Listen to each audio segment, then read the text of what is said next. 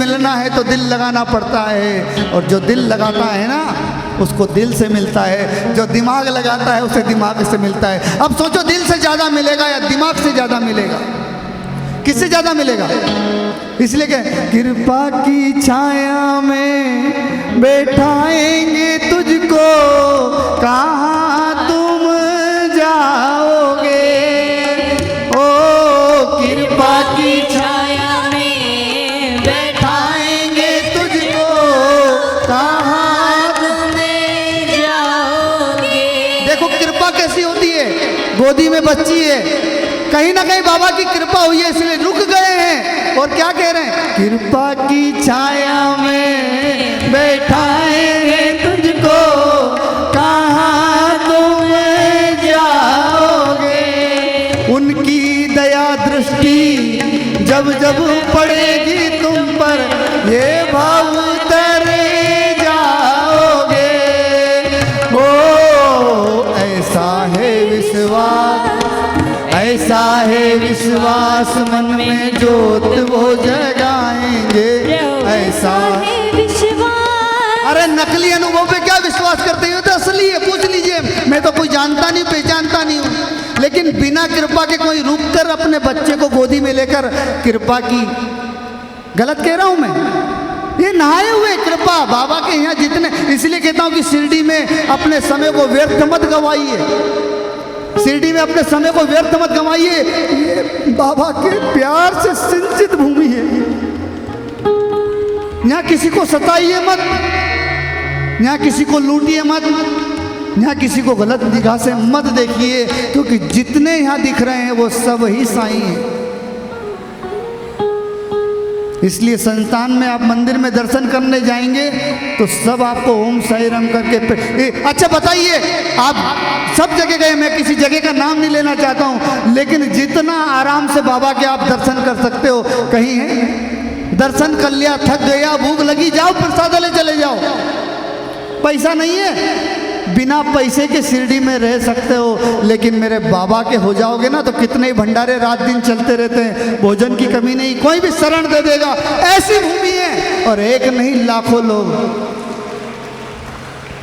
60 साल इस भूमि से बाबा, आज ये पारायण हो रहा है, कहाँ 4 लोग करते थे, आज 10,000 लोग बैठे हुए हैं। एक पारायण करने से तुम्हारा साल भर सुधर जाता है, अगर रोज पारायण करोगे तो तुम्हारे कितने जन्म सुधर जाएंगे। ये पारायण 7 दिन बुला के तुम्हें कहना चाहता है कि ये साधारण नहीं है, मैं ही बाबा का अवतार हूँ, ये बाबा का अवतार है, ये बाबा का अवतार है, ये बाबा के हृदय की बात। और ये तो ये इतनी सी किताब है, लेकिन बाबा जब खुलने लग जाएंगे ना तो ये पूरा पंडाल भी भर जाएगा इन किताबों से, तो बाबा की लीला कम नहीं होगी, ध्यान रखना। ये तो इतनी सी किताब बाबा के समय की है, अगर आज मैं एक भक्त के पास बैठ जाऊं तो वो अपनी कम से कम 1000 लीला, गलत कह रहा हूं, उसकी खुद की लीला इतनी निकल जाएगी। आप एक बैठ जाइए किसी साईं भक्त के पास, किसी दीवाने के पास, और उससे अपना पूछिए बाबा की लीला, तो सोचो आज करोड़ों नहीं अरबों। मैं बाबा से मिलने के बाद अयोध्या गया हूं, मैंने राम के साक्षात दर्शन किए। मैं बाबा से मिलने के बाद खाटू श्याम गया हूं 45 साल में पहली बार। ऐसे स्वागत किया मेरा उस श्याम ने, बोले तू तो मेरे पास से आया है, मतलब मैं और साईं अलग नहीं हूं। लोग भेद कर सकते हैं, ये चेतना भेद नहीं करती। पुलक सागर जी एक दिन यहाँ बैठे थे, पुलक सागर जी महाराज को मैं याद कर रहा हूँ इस मंच से, मैं बड़ा विचलित था। बहुत सारी लोग, उस समय लॉकडाउन का समय चल रहा था, लोग अपने आप को बहुत सनातनी बना रहे थे, निंदा पे निंदा किए जा रहे थे। मैंने कि बाबा किसी को पहुंचाइए, मुझ में तो इतना प्रभाव नहीं क्योंकि मैं अभाव में हूँ, लेकिन पुलक सागर जी का प्रभाव है। और दूसरे दिन खबर लगती है, हमारे नीलेश भाई गंगवाल बोलते हैं पुलक सागर जी आने वाले हैं। यहाँ बैठे तो कहते कि जब मैं छोटा था तो मैं अपने गांव में एक चलचित्र देखा करता था, उसका नाम था साईं बाबा चलचित्र।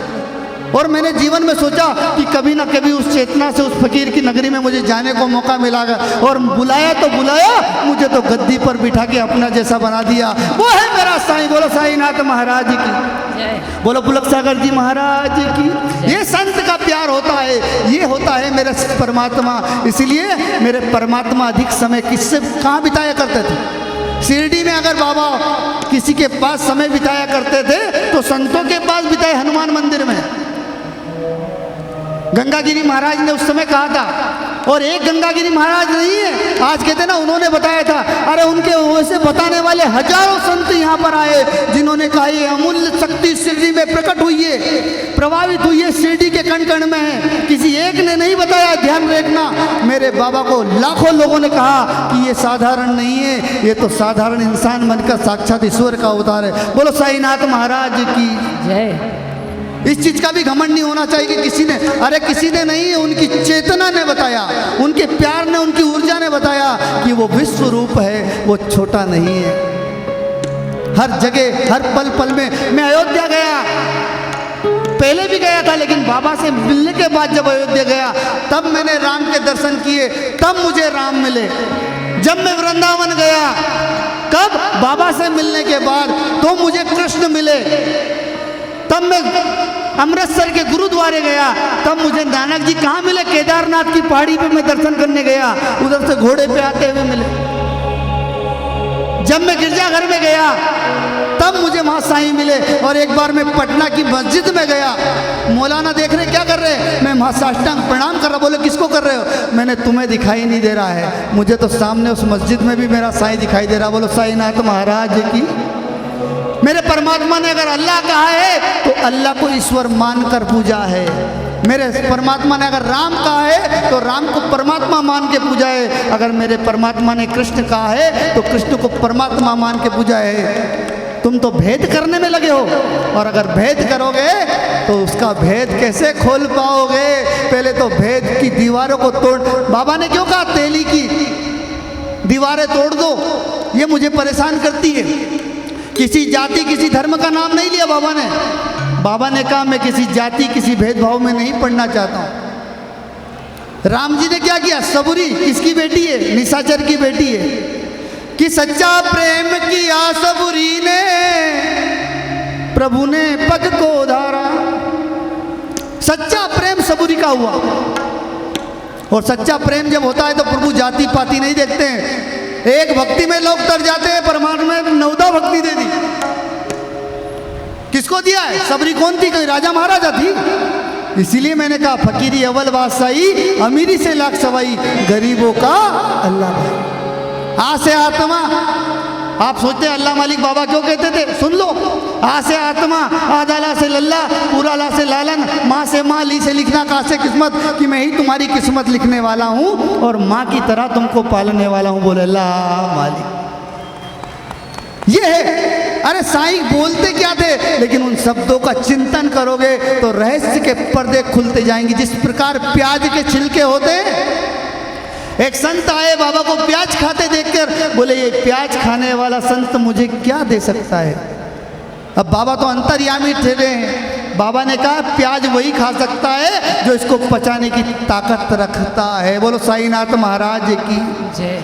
प्याज का जो प्याज के लिए भी इतना कठोर नियम बताते हैं कि जो पचाने की ताकत रखता है, तो क्या साईं तुमको कहेंगे कि तुम नॉनवेज खाओ? इसलिए हम अपनी कथा में शाकाहारी मांसाहारी की बात नहीं करते। हम कहते हैं साईं का नाम लो, बाकी सब उनका काम है। हम किसी को बदल नहीं सकते। हम बदलेंगे अपने आप युग बदल जाएगा। बोलो साईनाथ महाराज की। जितने लोग बैठे हो आज एक प्रण करो।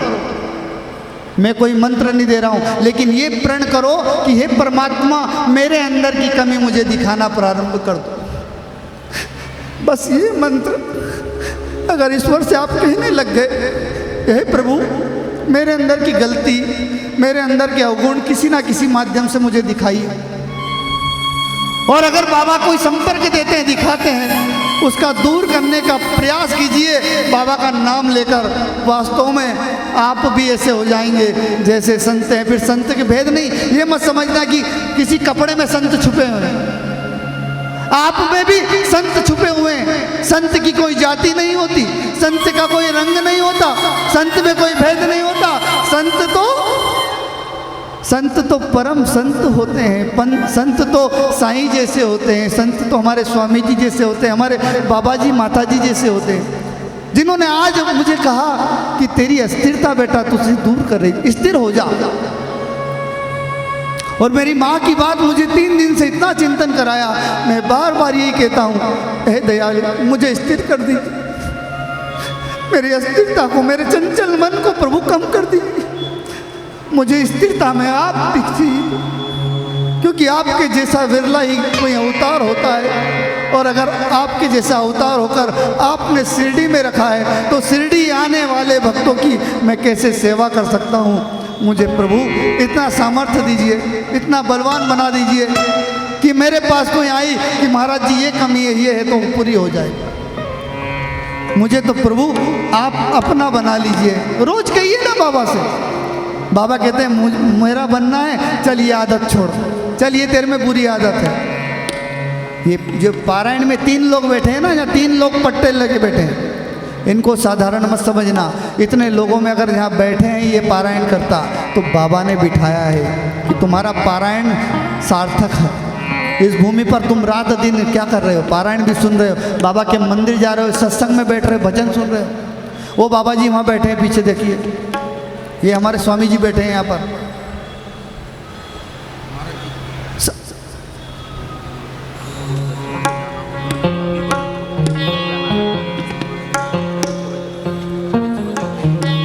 देखिए कितनी बड़ी बात है, हमारे प्राणेश भैया ने बाहर से आया, ये आपके बीच में। आपको आनंद आ रहा है? जरा ताली बजाइए, आनंद आ रहा तो जरा आ रहा है।